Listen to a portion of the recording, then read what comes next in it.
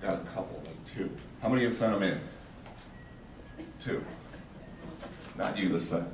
You read, you work here. Okay, good.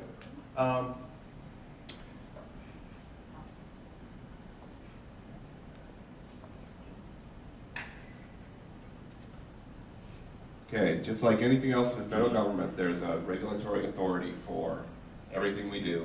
And QDRs are quality deficiency reports. And there's a regulation that explains, it tells us how the government reports products that are deficient or have a deficiency. There are four basic categories of QDRs. The one we're concerned with is quality deficiencies. There are also different discrepancies with shipping, transportation, billing. Those are handled through a different process, which I'll talk about later.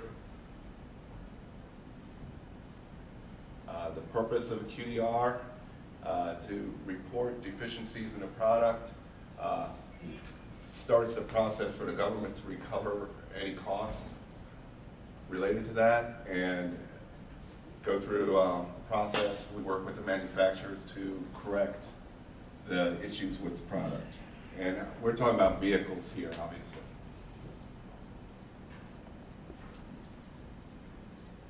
Who can submit a QDR? Well, obviously, any of our customers would submit a QDR, so it ends up being any of your agencies, all executive agencies and all DoD. Contractors as well, if they're working on a contract with one of our agencies and they have the authority to buy the vehicles, they can also submit the QDRs.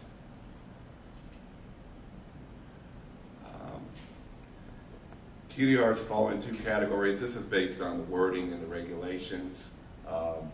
Category one is something that's extremely severe. Category two is your run-of-the-mill defects.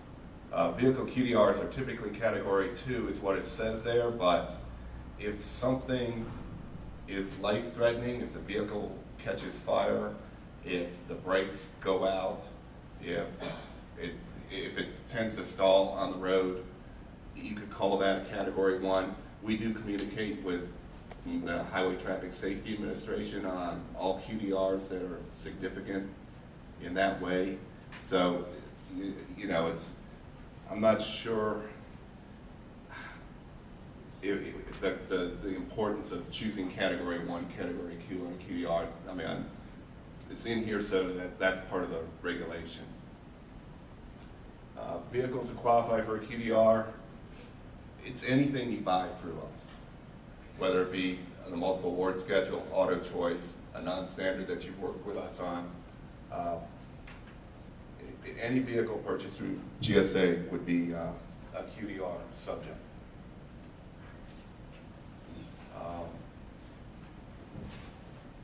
There's some discussion of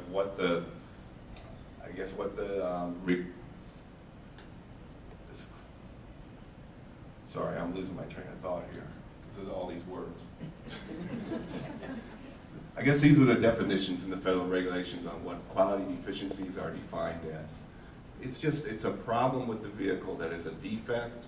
It's a manufacturing defect, a defect in how it performs.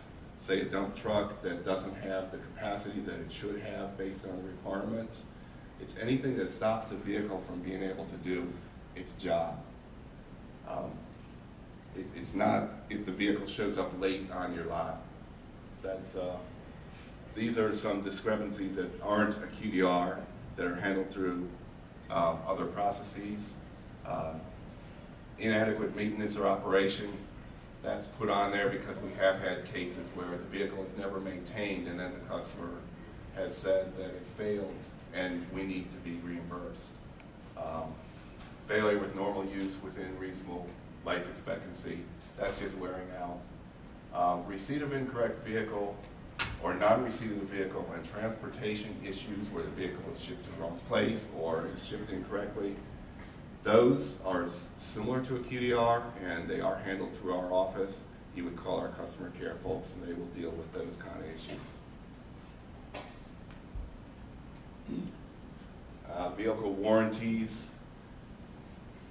All the vehicles in our contracts have warranties, at least 3 years and longer in quite a few of them. What we're asking is that if you have an issue with the vehicle, a new vehicle that comes in, to contact the contractor first before submitting a QDR. The vast majority of the time, the contractors don't want to see QDRs because it looks really bad for them. We keep track of them.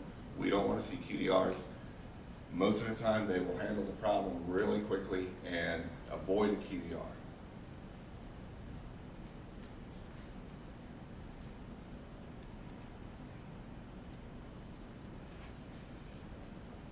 Where do I send the QDR?